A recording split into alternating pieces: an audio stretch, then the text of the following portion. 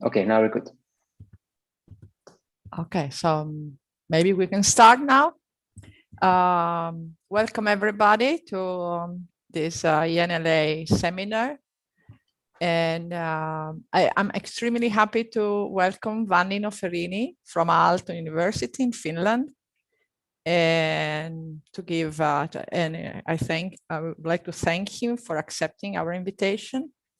And he's in Aalto at the moment, but he has been traveling north for a while, starting from Pisa, where he did his undergraduate and graduate and postgraduate studies.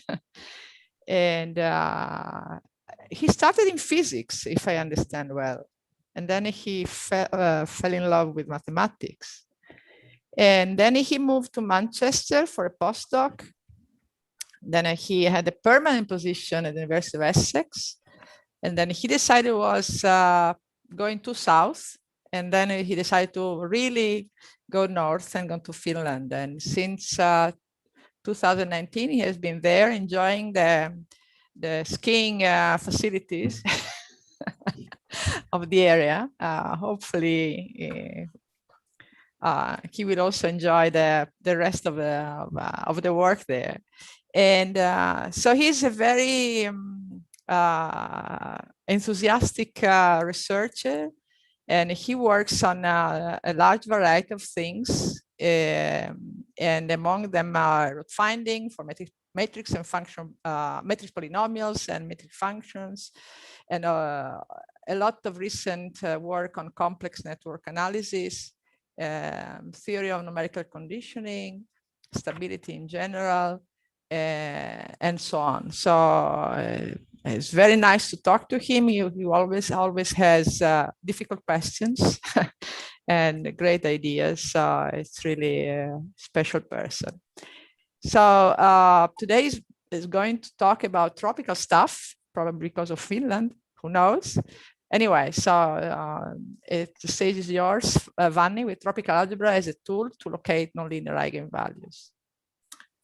Okay, thank you very much, Valeria, for the introduction, and to all the organizers for the invitation. It's a pleasure to give this talk. So, as Valeria said, it's clear from my bio that I started from Italy and then moved north, and at some point I decided that the weather in England was not bad enough and moved to Finland, and for this reason, maybe I will talk about tropical stuff. There's some part of me that misses the good weather, it seems. But joking apart, the topic I would like to address is indeed the use of tropical algebra to locate eigenvalues of nonlinear eigenvalue problems. And the results in this talk are based on recent joint work with Gianmaria Negri Porzio from the University of Manchester and Leonardo Robol from the University of Pisa. Okay, I typically don't like to add to my talks a structure slide, but for this occasion, given the online nature of the talk, I thought it makes sense because I decided to follow the advice from the organizers to have some breaks in between, not to speak just for 45 minutes straight. And this is quite naturally done with this talk because it's divided into three parts. In the first third, I will define a tropical Laurent series and their tropical roots and explain some of their properties. Then in the second third, I will address their use to localize where eigenvalues of nonlinear matrix valued functions are. And then the last part is about algorithms, how to compute these tropical roots in practice. If we want to use them, of course, you want to know what they are. And so ideally for questions, the best would be if I am given the questions in the chat, if there are any, or YouTube, or as usual, after each of these parts. And there will be slides that explicitly mark the question moment. So that should be hopefully helpful for the organizers. Okay, let's go to the actual content. Some history first about tropical algebra and its use in numerical linear algebra. The oldest reference to, and the things that I will mention in this talk is probably the 17th century. So Newton's polygon is a tool that has something to do with tropical algebra, and it's named after Isaac Newton because it was described first by Newton himself in a letter to Oldenburg. And by the way, when I was preparing these slides, I did some historical research, and I figured out that Oldenburg is among other things, is the inventor of the concept of peer review. So you know who to blame next time that you get a horrible report from reviewer too. Coming then to more modern times, there's a leap of 3 centuries about. And in 1978 is the date where Imre Simon, Brazilian mathematician, for the first time introduced mean plus structure on the set of natural numbers plus and infinity. And quite soon, the idea, the adjective tropical, by the way, is to honor this Brazilian mathematician. So there's nothing tropical actually on tropical algebra, but the inventor or the discoverer, depending on your philosophy, was Brazilian. And quite soon, researchers especially in algebra and geometry, so more pure mathematicians, like the idea. It's useful in many ways. So more people in those areas start using it.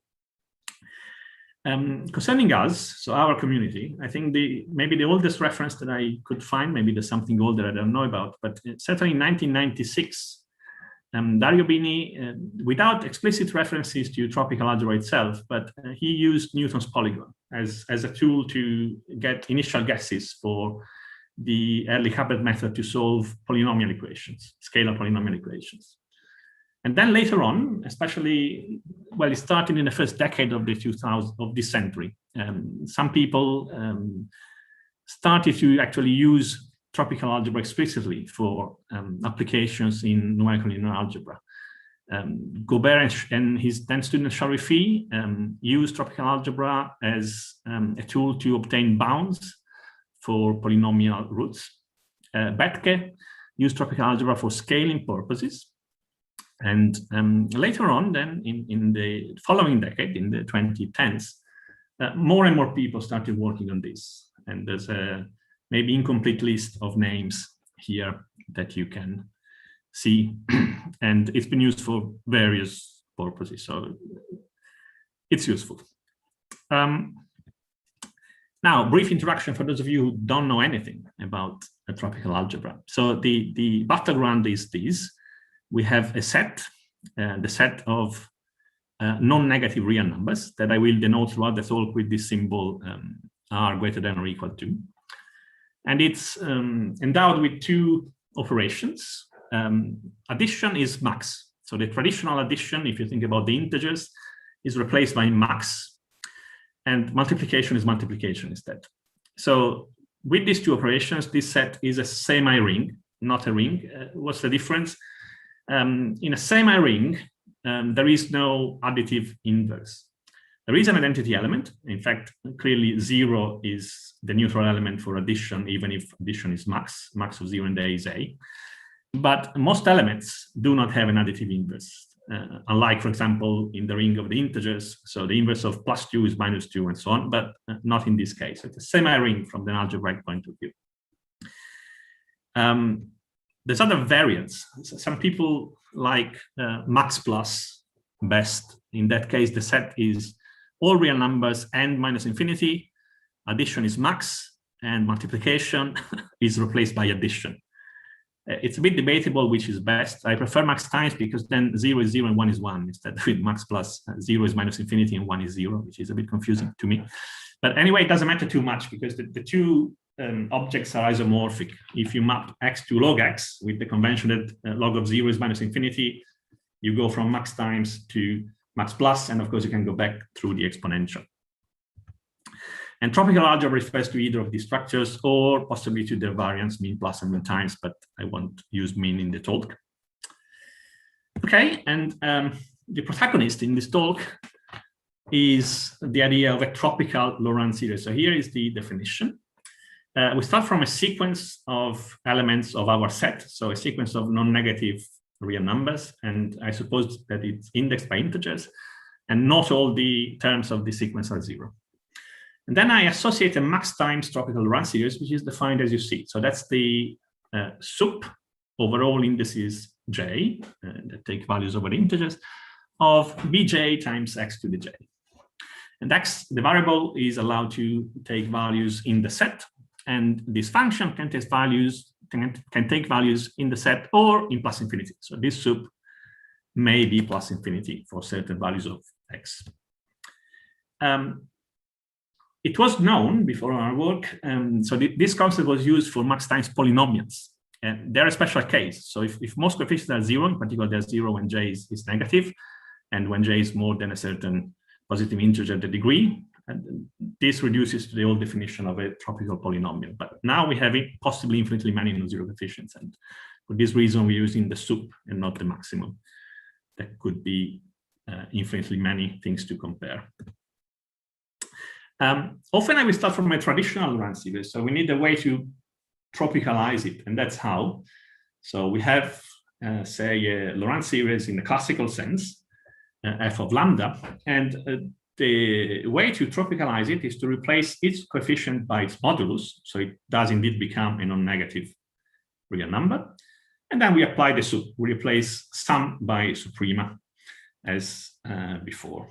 And I refer to this as to this operation as the max times tropicalization of the Laurent series. Okay, so formally they are algebraic objects, but you can also see them as functions from the set of non-negative number to itself.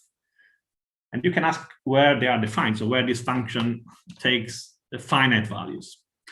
And it's not difficult to prove that the domain of definition in this sense is an interval, and this object as a function is convex on its domain of definition.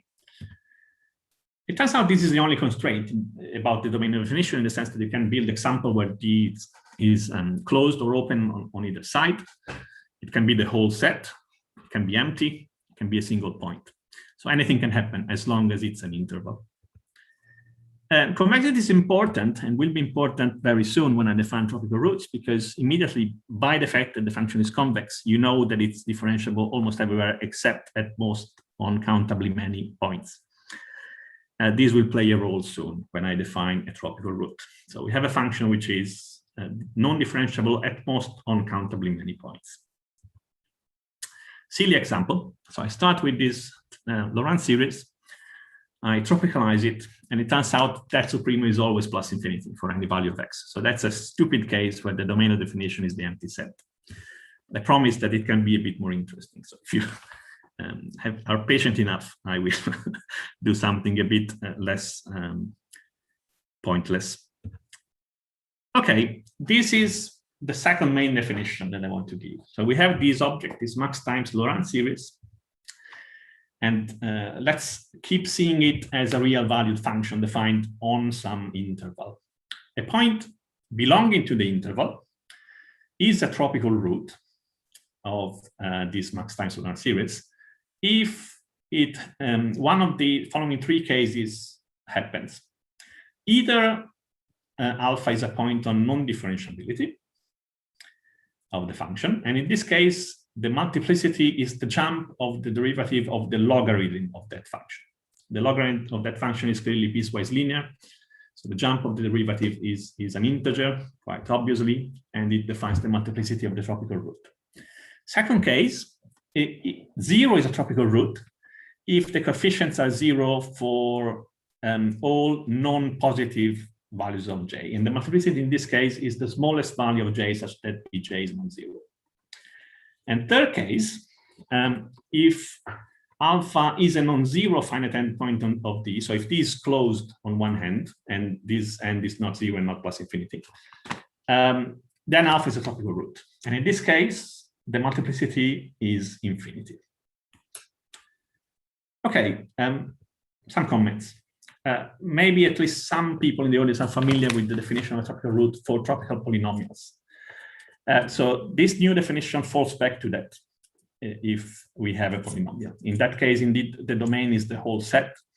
And the third case, the one with infinite multiplicities, doesn't happen. So indeed, tropical polynomials don't have these strange tropical roots with infinite multiplicity. But in contrast, in the general case, this may happen. And again, it happens if alpha is not 0 and it's an endpoint of the domain, and it belongs to the domain.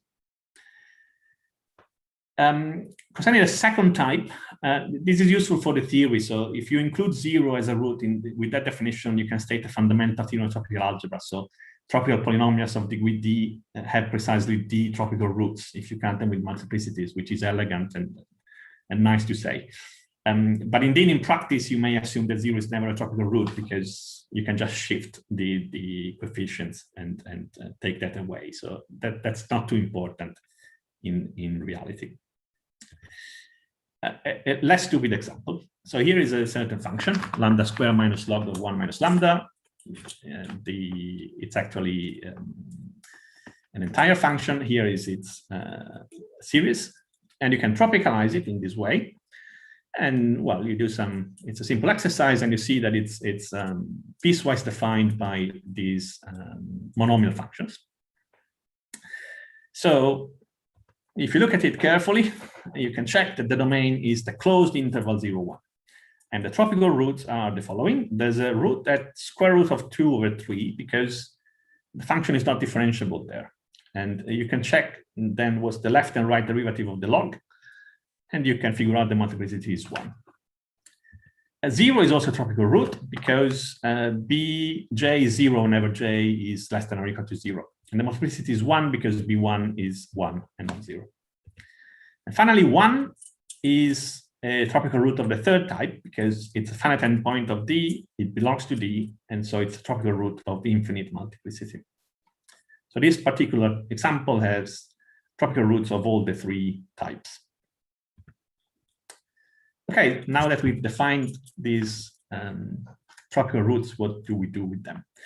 Let me first state some results for them. How can they behave? Of course, we know already that there are at most countably many because there can be at most 2 endpoints. 0 is a single element. And I've noted that the function is convex. So there can be at most countably many points on non-differentiability. So you can index the roots with a set, say T, which can be taken as a subset of the integers. And then you can prove that, first thing, they're all isolated. They're all isolated points. And there are at most 2 accumulation points that, of course, if they exist, they are not tropical roots themselves. And they are the limit of this alpha k, where k is an integer that runs over some subset of the integers. When in the limit where k goes to either plus infinity or minus infinity, if either limit makes sense, of course, you may have that the set T is bounded below or bounded above, so this may not make sense. But if it does, then these limits can be accumulation points. Moreover, you can sort of characterize when it happens that this index of the set T that indices the tropical roots is bounded below or above. This is a technical characterization, so it's related to what is the set of the indices of the non-zero coefficients of the tropical Laurent series. So if this set I of indices of non-zero coefficients is bounded above, that's equivalent of T being bounded above and the right-hand point of the domain of definition not belonging to the domain. If it's bounded below, if and only if T is bounded below, and the left-hand point is either 0 is special, or doesn't belong to D. So essentially, it can be characterized depending on whether you have a bi-infinite sequence of non-zero coefficients, or right finite or left finite, or both, like in the case of a polynomial. Good. Moreover, you can also say something on the relation between the tropical roots and the endpoints on the domain. So that's the technical result to characterize these. So in the same notation as in the previous slide, I call P the suprema of the set T, which is a subset of the integers, but it may be not bounded above. So this P could be plus infinity. And I denote by F the infimum of the set. So you can characterize the right-hand point of the domain of definition depending on what this supremum is and on the behavior of the tropical root. So D is unbounded itself above if P is less than infinity and the last tropical root, alpha P, has a finite multiplicity. This is the case, for example, of a tropical polynomial. There is a rightmost tropical root with finite multiplicity. On the other hand, if P is less than infinity, but the last tropical root is one of infinite multiplicity, so it's a tropical root of the third type, then the right-hand point coincides with that. This is indeed by definition, if you have followed. And the third case is when P is plus infinity, and in this case, the right-hand point is this limit of the tropical root. And analogous results can be stated for the left-hand point. So this is 0 if f is finite and alpha f has finite multiplicity. Oh, here I spot my first typo. I was hoping that there would not be typos this time, because these are going to be on YouTube forever, so shame on me. But the P should be an F in the second bullet point of the second sequence. I think it's pretty clear, but it's good to emphasize it. So it's saved on YouTube. So if f is more than minus infinity and the leftmost tropical root f has infinite multiplicity, then the left-hand point of the domain is alpha f. And finally, if f is minus infinity, then you have that the left-hand point of the domain is this limit of the tropical roots for the index k that tends to minus infinity. Okay, so this was just to give you a flavor of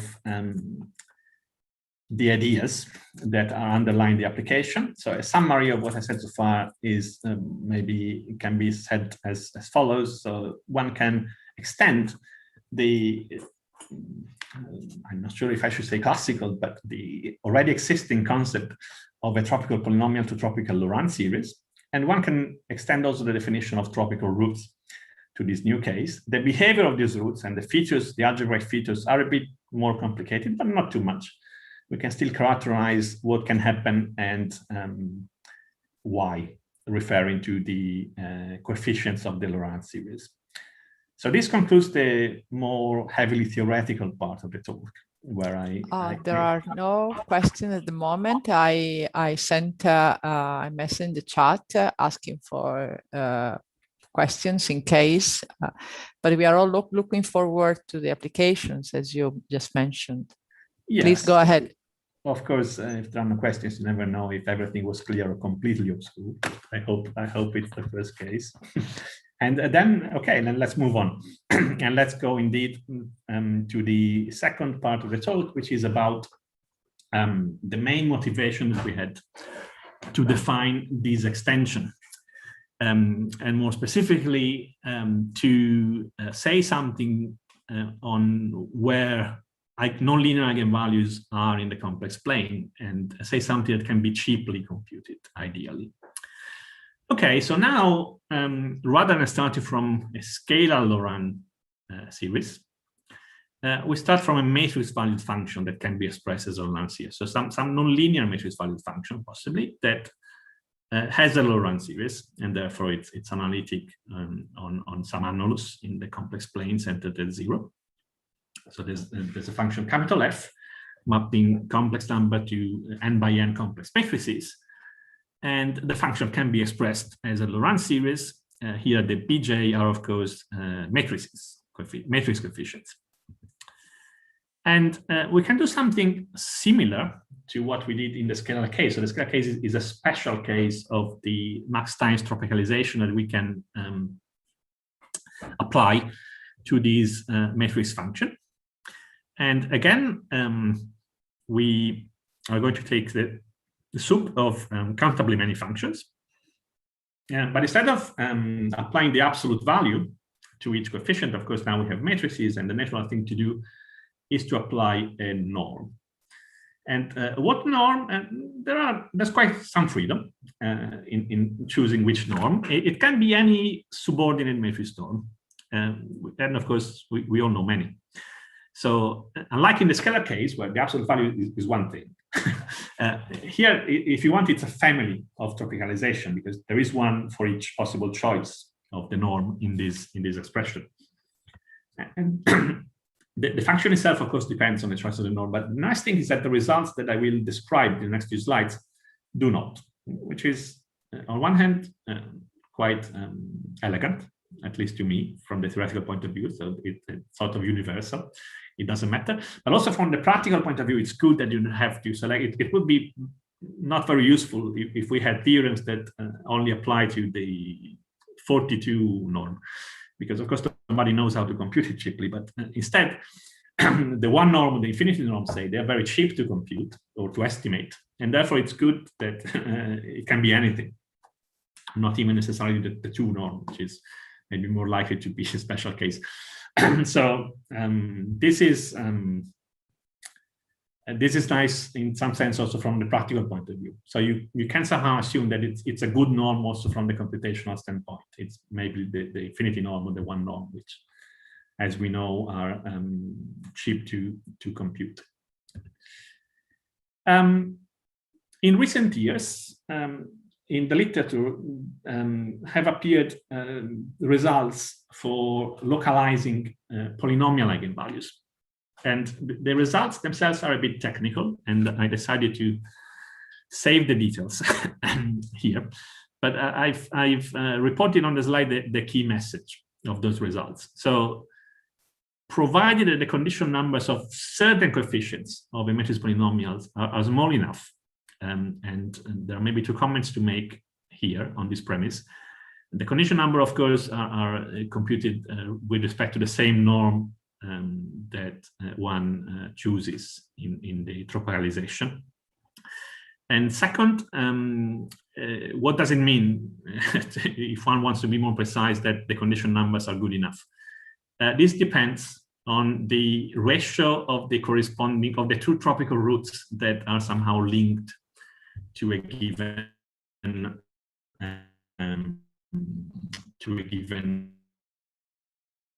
matrix coefficient. A bit clearer when I will speak in a few slides time of the Newton polygon, but it's not a fixed number. So it's not the form of the theorem is not if the condition number is less than 3, then no, it's like if the condition number is less than a certain function of the tropical roots, then.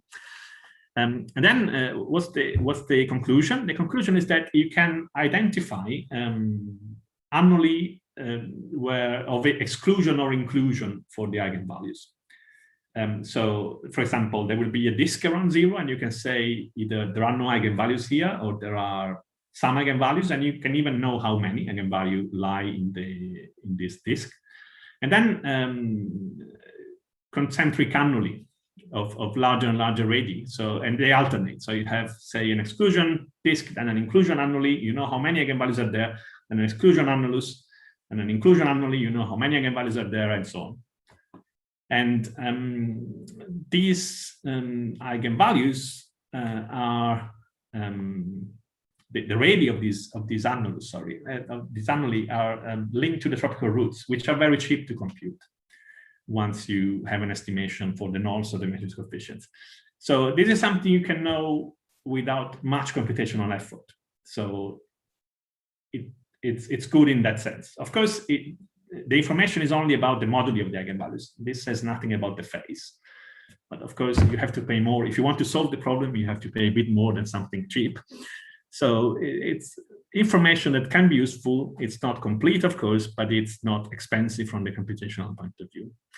And as I say, if you want a precise form of this result, there's a paper in SciMax by Sharifi, Tisa, myself, and some predecessors as well.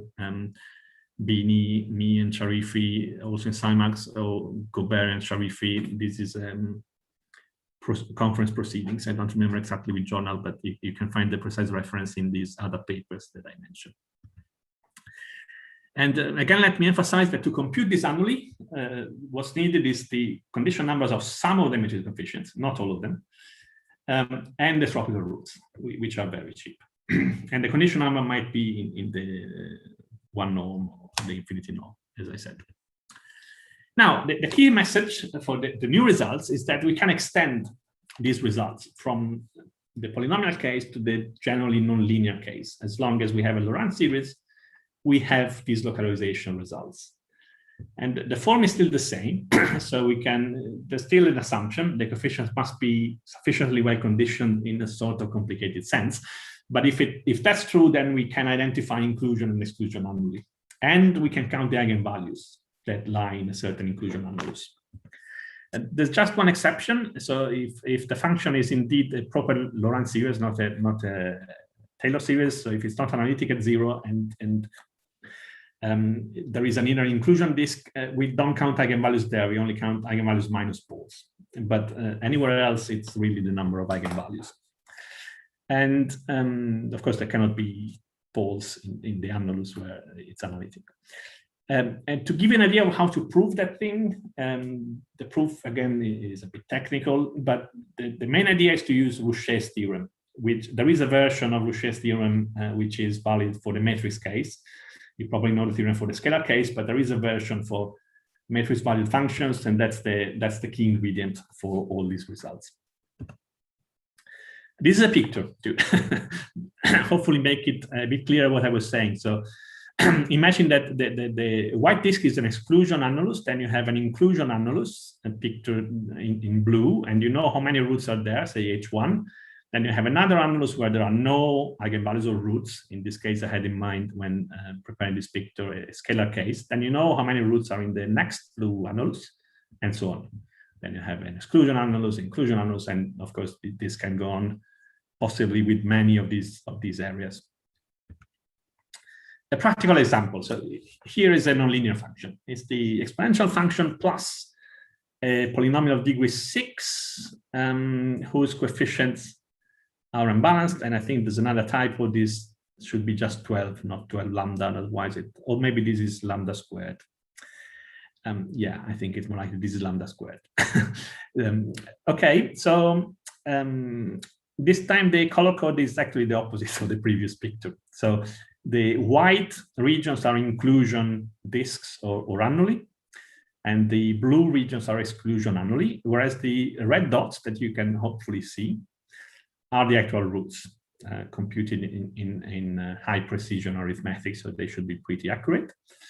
And they correspond to the number of roots that actually we can predict should lie in any of the inclusion regions. So it's there's nice agreement between the theory and the experiment in this case. And yeah, so these annuli have been computed applying the theorem whose statement I wrote in a very vague form, but of course in the paper it's more precise, and this can be implemented with numerically. So the figure has been produced with a software that encodes our theorem.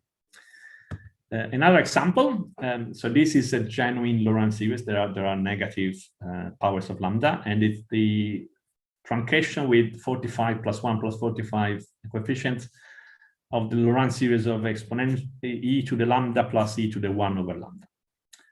And just to have something that is not just a Taylor series. Plus, again, a degree 5 polynomial with unbalanced coefficients. And again, the blue regions are exclusion annuli. So we guarantee there are no eigenvalues, no roots. In this case, it's a scalar function there. And we can also predict, the theorem predicts that there are precisely 6 roots that you see quite nicely distributed in this particular white region here. You may wonder why there is no root in the inner inclusion disk. And that's because there is a non-zero number of eigenvalues minus poles, but indeed there is a pole and there is no root. Okay, I have in previous slides characterized the endpoints of the domain of definition of that tropicalization function in an algebraic way, so with respect to the tropical roots.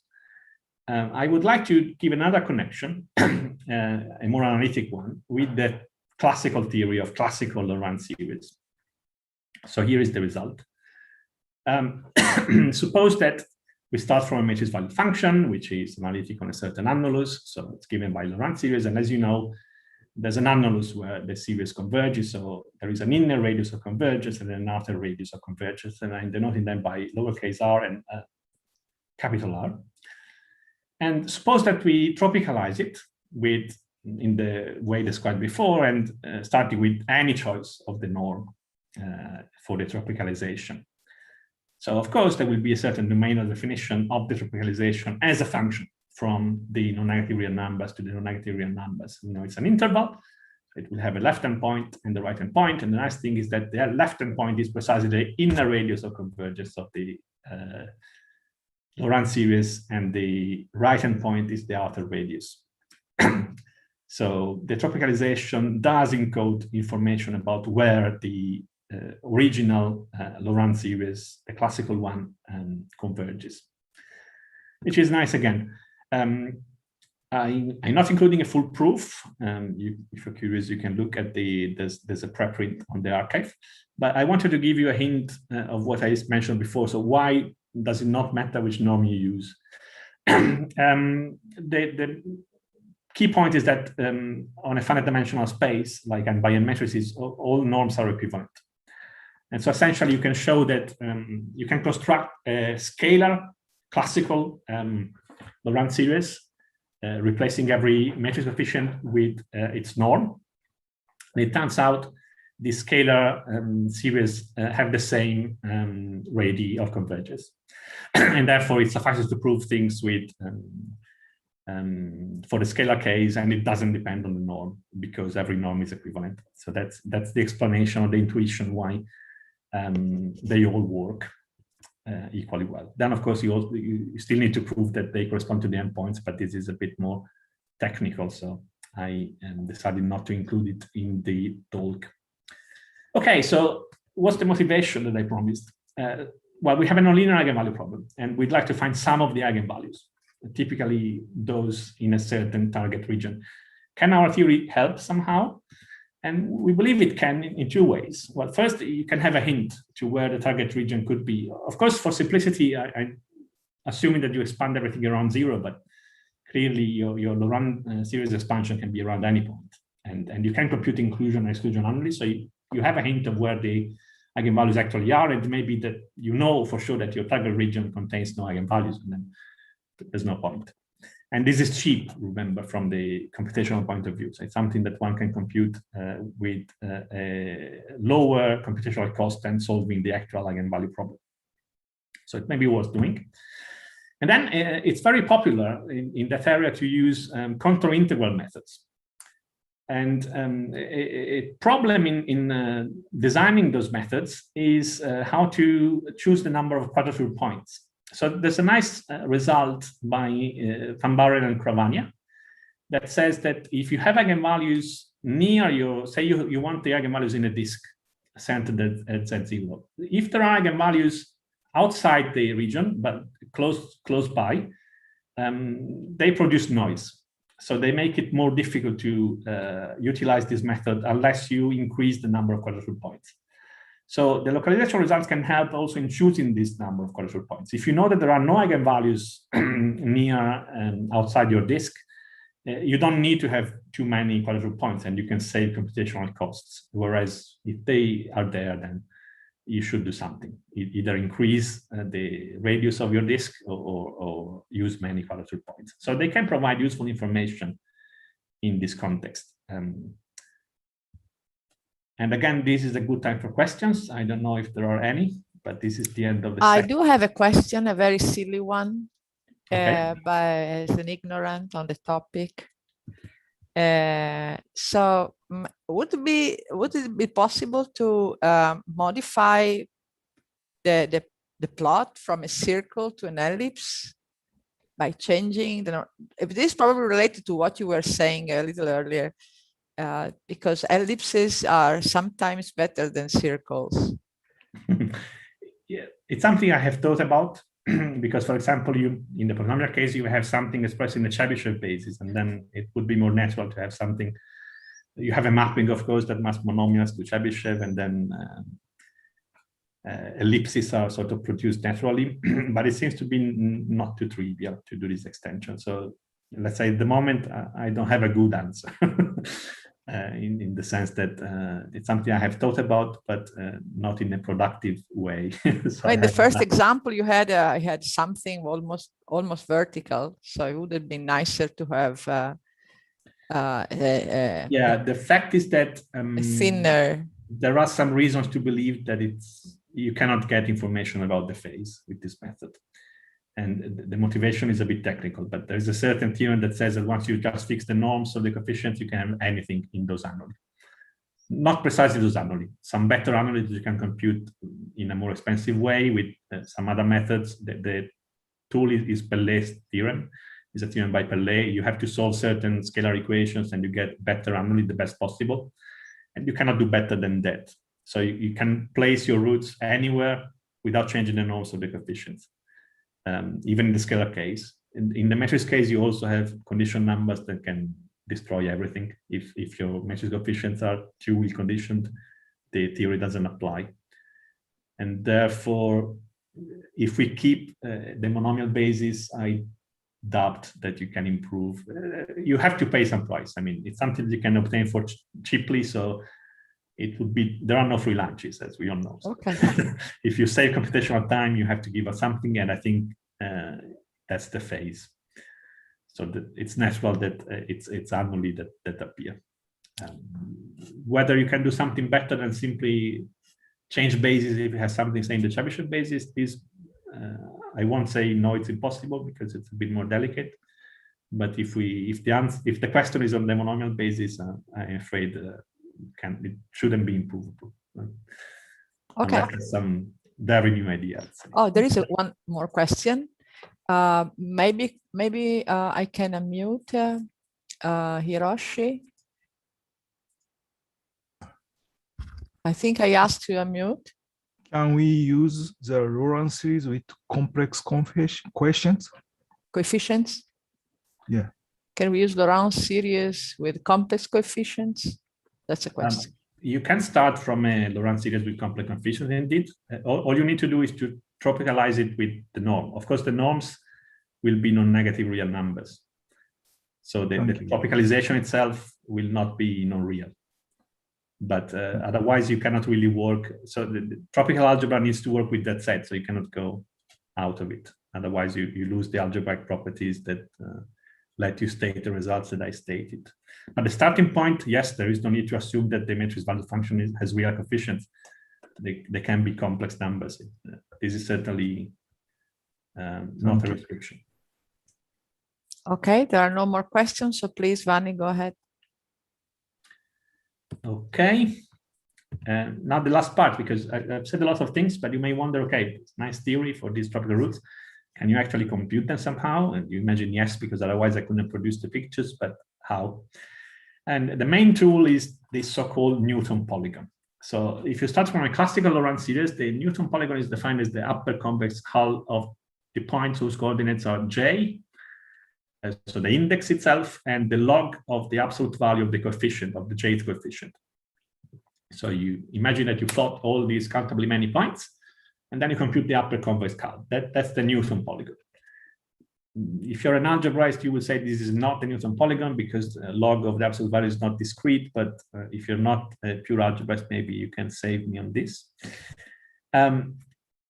Here's a theorem that was known. So if you have a tropical polynomial, the tropical roots can be characterized with the segments of the Newton polygon.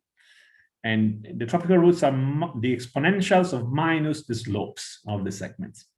And also the multiplicities are disclosed. They are the horizontal widths of each segment. And maybe this becomes clearer if I show an example. So the red dots are the points corresponding to each coefficient. Only some of them are vertices of the Newton polygon. And the slopes of these segments tell you what the tropical roots are. So you can compute the slope, say, of the first segment. You change its sign, you exponentiate it, that's the leftmost tropical root, and so on.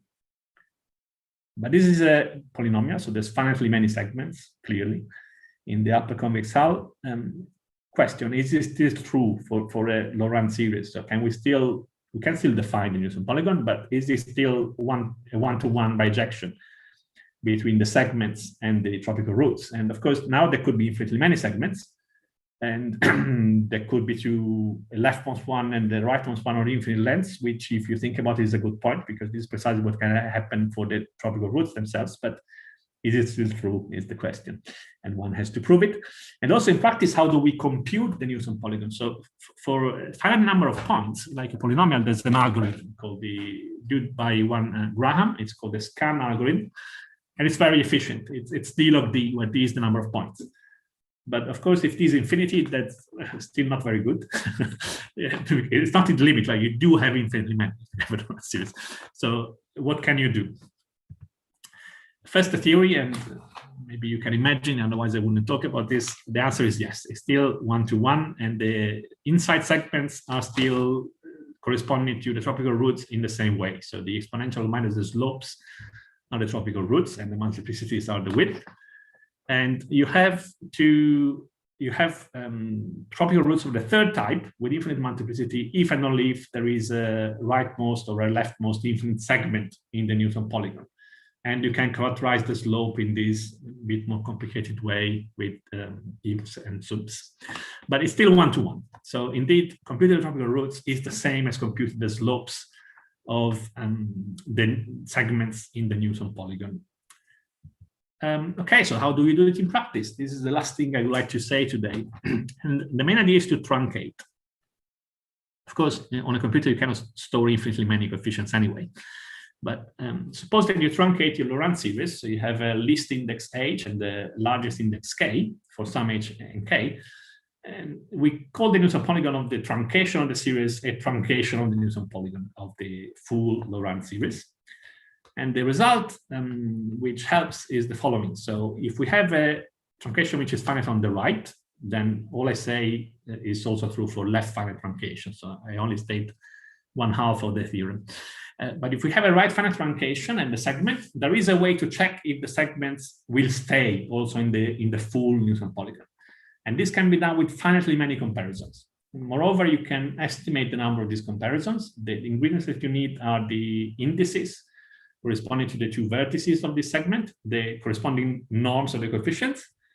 And you need two constants such that the norms of the kth coefficient is bounded by c times r to the minus k. This is true for some c and r, because you know that it's a converging series. So by classical results in complex analysis, you know that these constants exist. And if you can estimate them, you can also estimate efficiently how many comparisons you need to do. Of course, they may not be optimal. As long as you find some constants that work, they may not be the optimal one. Okay, so we use this in practice. So here's an example. This is the Newton polygon for a truncation of this nonlinear function. It's a degree 4 polynomial matrix with unbalanced coefficients and exponential of minus lambda times coefficient matrix P. This is not too artificial. So in the context of delay differential equations, you get nonlinear eigenvalue problems of this form. And you can see the first three tropical roots. So the first three segments, these, and these, we could check that condition. And we can promise that these are indeed three tropical roots. So these are three segments that are also in the full Newton polygon, not just in the truncation. So that's how we compute things in practice, with truncations and with applying the theorem and trying to guarantee that they are indeed true segments and true tropical roots. Now, one more observation. The example that I gave had the form famous function, so some well-studied function, say the exponential, plus a polynomial. This is very typical from what we can see in applications. And if f is well known enough, maybe you know its Laurent coefficients theoretically, or at least you can compute them once and for all and store them somewhere. So this means that essentially you know, at least in theory, what the Newton polygon is. Maybe you cannot compute it numerically because there's infinitely many things, but you can compute it by hand and store the information. So what you need to do is simply to modify it after you add the polynomial. And this is doable. So the theorem here assumes that you only add the constant, but of course there's no loss of generality because by finitely many iteration of the modification of one coefficient, you can add the polynomial, which has finitely many coefficients. And you can assume that the modification is always on the 0th coefficient. If not, just shift everything. And the idea is that you do two steps. First, you modify whatever is to the right of 0, and then whatever is to the left of 0. So if you call the two Newton polygons n and hat, so n is the one of the original function that you know already from the theory, and n hat is the modified one. there are two cases. Either there's only finitely many changes that you have to do. So that's something you can do in an algorithmic way. So Graham scan algorithm will converge in particular. So it will terminate. Or there could be a nasty case where the new Newton polygon just has one unique segment to the right of 0 of infinite length. And that's tricky for Graham scan because it would not terminate. But the nice thing is that you can know in advance when this happens. So there's a certain mathematical condition that you see stated in the slide. And if you know that this is true, then you know that it's a nasty case. And therefore you can somehow compensate for it manually. So there's a potentially bad situation, but it's detectable somehow with the mathematical condition. And this gives an algorithm. So check the condition. If it holds, okay, you know what's happening and you know how to modify the Newton polygon in particular. If the condition does not hold, you can apply Graham scan and it converges. And that's how, in fact, we have computed things for these examples. So these are the same scalar function that I used as example in previous slides. So the one on the left is the exponential plus a polynomial, and the one on the right is the truncation of e to the lambda plus e to the 1 over lambda plus a polynomial. And in blue is the original Newton polygon. I mean, the exponential is, of course, well known enough. So we know what the Newton polygon is for the exponential or for some strict relative. And in red is the modified Newton polygon we have computed with this algorithm. And so this is cheaper than computing it from scratch, of course. So when you have something of that form, VIP function plus polynomial, you can use this further idea for the computation. And this is a nasty case. So here's an example where it happens that Graham scan would fail, it wouldn't terminate. We have this particular entire function with these coefficients, and we add the constant e to it. So what happens is that it's one of these nasty cases where the Newton polygon has just a single horizontal segment, in this case, starting from 0.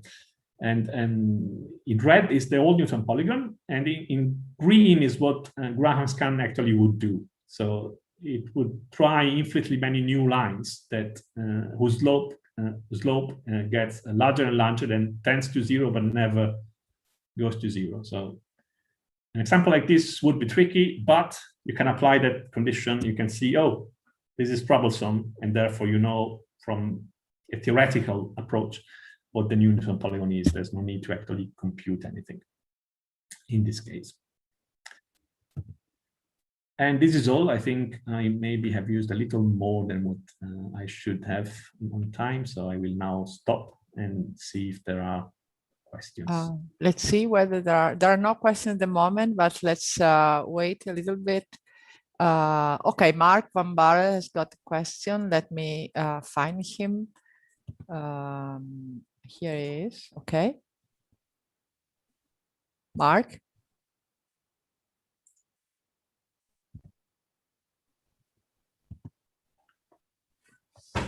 Mark. Sorry, I don't know if it's just me, but okay, do you hear me now? Yes, oh, yes. Okay.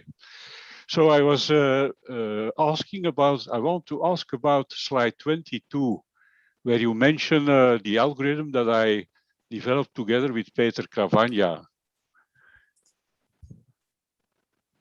Could you show the slide again?